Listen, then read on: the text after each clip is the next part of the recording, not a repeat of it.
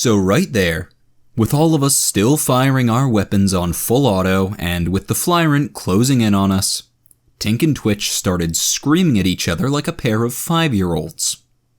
Twitch said his bomb had to be set off right up against the Flyrant's slightly less armored underside, and Tink was equally adamant that Spot 2.0 wouldn't be sent off to the same explosive death as the original Spot. It was one of those philosophical thingies. You know, with an unstoppable madman and an unmovable idiot, or something like that. And there was not time for this shit. Realizing that trying to argue with either of them would waste seconds we didn't have, Sarge grabbed the bomb bag and announced his intention to bounce it off the wall below us, and told Twitch to start a countdown. This was, of course, a terrible idea. Bags of explosives with jury-rigged detonators are known for their bouncing capabilities in the same way that Ogryns are known for their rapier wit. But Sarge was already hefting the bag, and he was the boss, so we just went with it. As Twitch counted down, Doc and Amy each grabbed one of Sarge's legs so he could lean out over the edge. Tink hastily recalled Spot to a safe distance, and Nubby helpfully reminded everyone how much it would suck if Sarge missed. Sarge swung the bag back and forth by its straps, gauging its weight, the speed of the incoming Flyrant, and the angle he'd have to hit the wall at, and then as the countdown reached 5, decided to hell with this and just dropped the thing. The bomb bag did not sail through the air, or tumble through space, or anything else poetic sounding. It just dropped straight down the shaft like a backpack full of explosives, passing bare centimeters in front of the Flyrant's face, and jerked to a halt as one of its straps caught on the demonic horns the bug had instead of the usual head spike. I like to imagine it stared at the bag cross-eyed for a second as it swung there, beeping. Despite the bomb bag not being positioned in what Twitch had deemed the sweet spot, the explosion still laminated the Flyrant across 3 of the shaft's walls. It was a highly satisfying result, and we would have paused for a second to congratulate ourselves, except for the fact that the entire shaft was making ominous creaking noises, and the thick layer of ichor and chunky bits were writhing and bubbling. Within seconds, the whole mess had erupted into those hand-sized bugs that the Demonthrope liked to summon from time to time, and the last portion of our trip up the lift was spent frantically shooting and stomping the onrushing swarm. It wasn't as serious a threat as anything else the Demonthrope had thrown at us, but the final attack was enough to keep us busy until we reached the top of the shaft, and lent us all sorts of motivation to keep moving after we reached the bridge.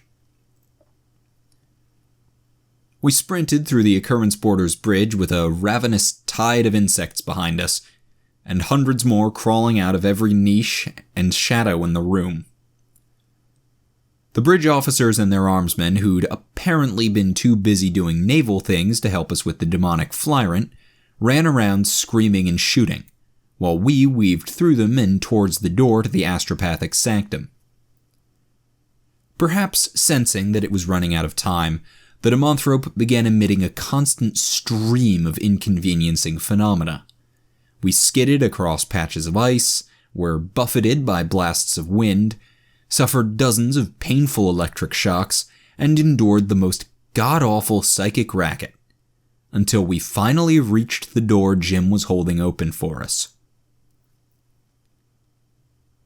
The astropathic sanctum was a hemispherical room with a massive chair covered with wires and gross-looking stains in the middle. The floor was covered with taped-down wires, markings indicating where suppressors should be installed, and a small pile of furniture and clothes that had probably belonged to the former astropath. As we entered the room, Jim slammed the door behind us, Fumbles jumped out of the chair, and Tink brought the pallet to a skidding stop. The three techies hastily swapped out the cords powering the stasis unit, and then all of us lifted heavy pieces of machinery off the pallet. With a quick heave, the Demonthrope holding stasis unit was deposited onto the ex-astropath's chair, where it sat at a very awkward-looking but surprisingly stable angle. As we did the heavy lifting, Theo ran around to the back side of the chair, where a disorganized pile of Imperial and Tau tech was sitting at the center of a network of cables which spread across the domed ceiling like ivy. The Tau scientist flipped a switch and let out a panicked scream as nothing happened. Then Fumbles plugged the cord one of us had kicked loose back in, and the horrible psychic pressure of the Demonthrope's mind abruptly vanished. And that was the end of it. Right there. The bugs in the bridge disappeared in puffs of smoke, and the majority of the phenomena manifesting throughout the ship vanished, and all across the ship the ghost nids lost both their focus and solidity, and stopped reappearing after death. The captain, who'd been pushed all the way back into the Gellerfield generator room, launched an immediate counterattack, which we declined to participate in on account of how the bridge lift was probably broken, and we were too tired to handle 60 flights of stairs.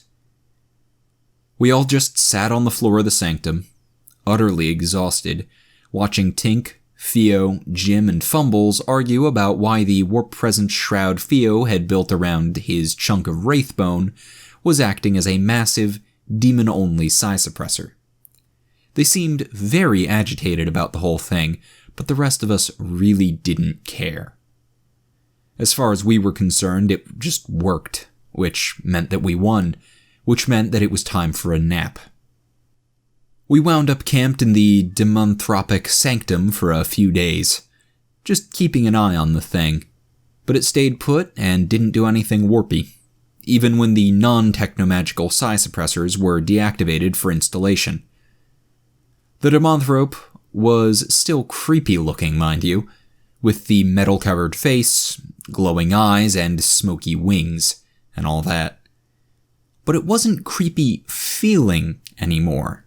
When coupled with the fact that the Cogton's crater no longer screamed at people, though it still couldn't be repaired, we took that as a sign that Theo's wraithbone thingy had done the trick, and the demon was being held in check.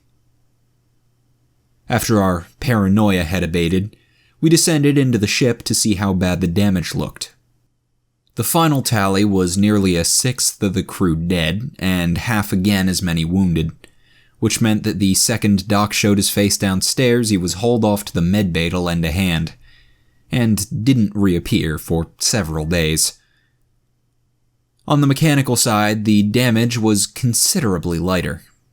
The ghost nids hadn't bothered to vandalize anything, so it was mostly a matter of unmaintained systems having problems, and battle damage, most of which had been caused by us. Old Bill was especially cross about this being the second time we'd nearly destroyed the bridge's lift shaft, and the fact that the aft cargo lift's platform was just gone. Anyway, no critical systems were damaged, and our meager fuel reserves were still intact, which meant that there was no mechanical reason not to continue our trip to the Ordos Xenos research facility. It turned out there weren't any non-mechanical reasons to stop either. The Demonthrope was secure, and now that Theo's wraithbone thingy was doing most of the work, the suppressors were running just fine, so the big bug wasn't a problem. And while there was still a few ghost nids wandering around the tainted areas, without increasing numbers forcing them outwards, they weren't any more of an issue than anything else that haunted those decks. The Gravis situation was looking up too, much to Doc's relief. When Doc escaped from his girlfriend for a few minutes and ran to check on Gravis, he found that despite the Dead Scout's harsh predictions, the bisected Space Marine was doing just fine in the Demonthrope's old stasis unit. In fact, he was doing so well now that he wasn't under constant attack by a spiteful possessed bug that we were able to take him out of the stasis unit long enough for Tink and Theo to get the whole thing mobile, and moved up to the medbay. So we continued on our way, slowly meandering along what was probably the most ass-backwards route ever plotted by an Imperial vessel, and things slowly returned to normal. Doc doctored and Tink tinkered, though mostly on wounded armsmen and the stealth shuttle inside of Gravis or the Sanctum. Jim, Theo, and Hannah kept busy repairing the ship and trying to figure out why the Wraithbone device worked the way it did, and spent their free time annoying the hell out of the navigator next door by watching Tau vids at high volume in the Sanctum. Amy, slightly regretfully, stepped down as de facto commander of half the ship's armsmen, and returned to mooching around with Twitch, Nubby, and Fumbles. Through some sort of miracle, all four of them kept out of trouble, at least anything serious enough to come to Sarge's attention, for the rest of the trip. Finally, Sarge was allowed a few days to plan things with the captain, then was dragged off by the relentless diplomacy adept to resume his classes. Finally, 2 weeks later, we came out of the warp in a single-planet system. The fuel situation was such that even with a minimum distance dewarp, it took us the better part of a day to coast our way into Vox range of the small station orbiting the planet. It really says something about just how low you are when you wind up using your shuttles to push the ship a few million kilometers. As we got into Vox range, Sarge dressed up and transmitted his credentials and the contact information he'd been given as part of his mission briefing, and held his breath. But thankfully, this time the response came immediately. The occurrence border was cleared to refuel at the station, though docking was out of the question given that it was smaller than our ship. Sarge was instructed not to wait for the refueling and deliver his cargo to the research facility, which was the only thing on the desert planet, as soon as he entered shuttle range. The relief that went through everyone on the ship at hearing all this was massive.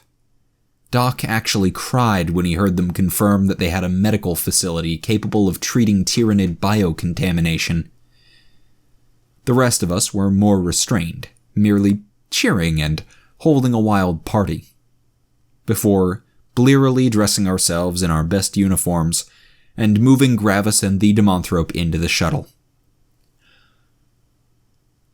The loading of the Demonthrope was uneventful, except for the harrowing trip down the makeshift lift, which involved a lot more swinging back and forth than seemed reasonable. It was crammed into the shuttle, along with the usual cluster of psi suppressors and a mobile version of the Wraithbone device that Theo had devised. The little Tau would not be coming down to the planet with us, this being the inquisitorial facility that experimented on Xenos and all, but he begged us to bring the Wraithbone back after the Demonthrope was delivered, which is why his device had been mounted on the Grok skull-encased spot. The shuttle we took down was not the stealth shuttle. Tink claimed he'd gotten it to the point where it would fly and hold air, even if most of the stealth bits were completely non-functional, but none of us had liked the way he kept using words like should and probably.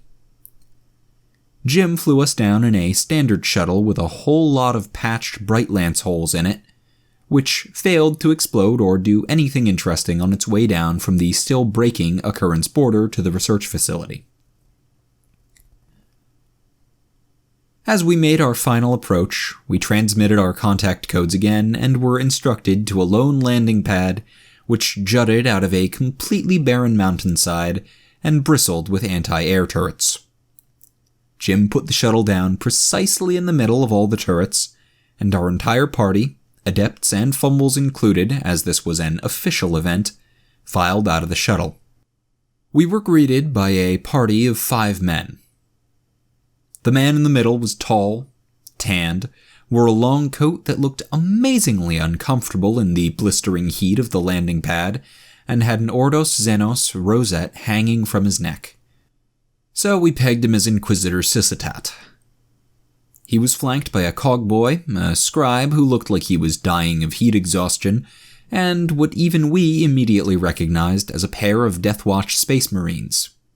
Sarge snapped off a parade ground salute, which earned him a kick in the shin from the diplomacy adept, and formally introduced himself as Interrogator Greg Sargent, delivering one live zoanthrope on behalf of Inquisitor Oak, as requested. He made no mention of the zoanthrope's little problem, figuring that was a discussion best had when there were no armed Space Marines present. The Inquisitor accepted Sarge's introduction with a nod, and took a long look at the Demonthrope's pallet. The web of cables hooked up to the Wraithbone device obscured the wings from a cursory examination, but the man's eyes obviously lingered on the half-melted metal and the general Taoishness of pretty much every piece of tech on the pallet. Thankfully, he didn't start jumping up and down screaming about heretical xenotech, and we all let out a breath of relief as he turned away from the pallet to face his two non-superhuman flunkies. That relief abruptly evaporated as he ordered them to take the zoanthrope and store it in the live sample holding cells with the rest of the evidence. Before any of us had managed to absorb the implications of that last word, the Inquisitor turned back to Sarge and announced that he, his men, and his ship were all under arrest by the joint orders of the Ordos Hereticus and the Ordos Xenos. Fumbles and Jim both let out little whimpers, and Twitch and Nubby both immediately started to go for their sidearms, but paused as the Space Marines instantly raised their bolters. The rest of us stood there, slack-jawed, until Sarge managed to ask just what in the Emperor's name we were under arrest for. The Inquisitor's face went absolutely blank, and in a voice that seemed almost mechanical and made Fumbles shake like a leaf, he replied, "What for?